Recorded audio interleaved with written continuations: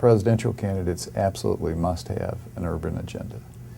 That needs to consist of some of the basic things like infrastructure and crime, homeland security issues, and education, but it also needs to touch on some basic issues like affordable housing.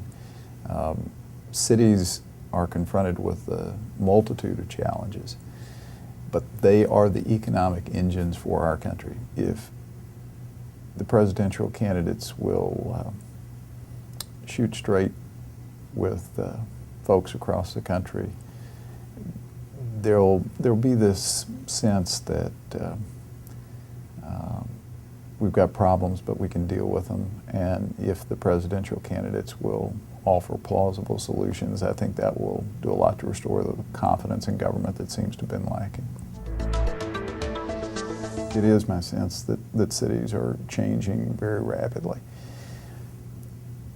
Once upon a time, I think governmental entities were critically important, but more and more cities are the key component because they're the economic engines, and now it's not so much the states that drive a lot of the activity as it is these economic regions that are centered around the urban areas in our country.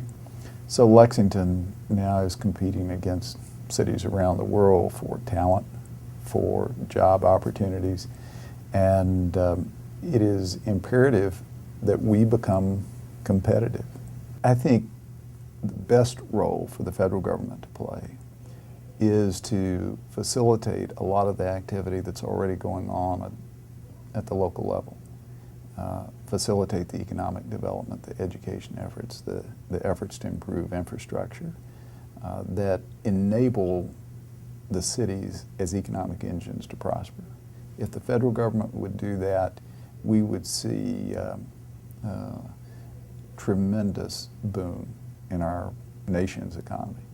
You know, whether you're in New York with a financial services industry, or in Detroit with a heavy manufacturing facility, or Lexington with a magnificent farmland landscape around us, the needs are very, very similar. We all need to have affordable housing.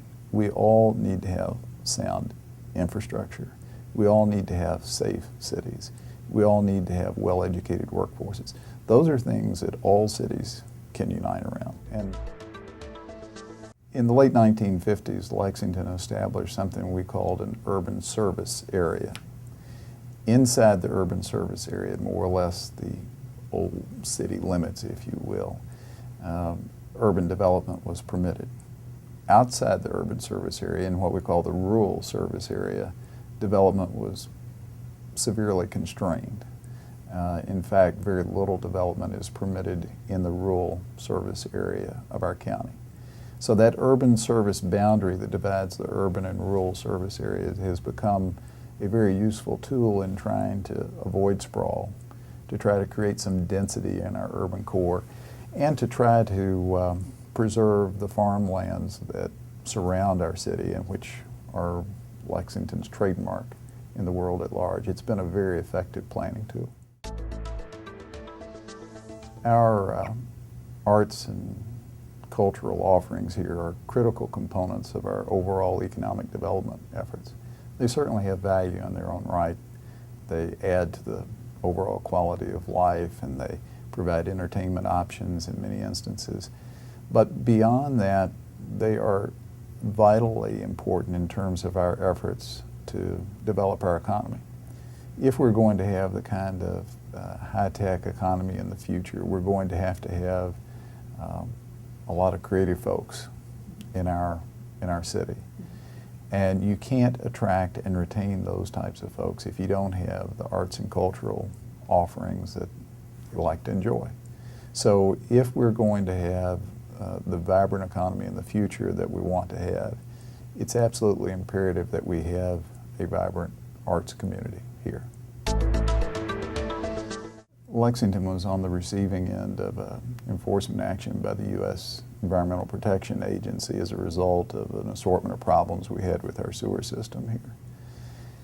And it's kind of easy to talk in terms of sewer lines and water treatment plants and all those types of things.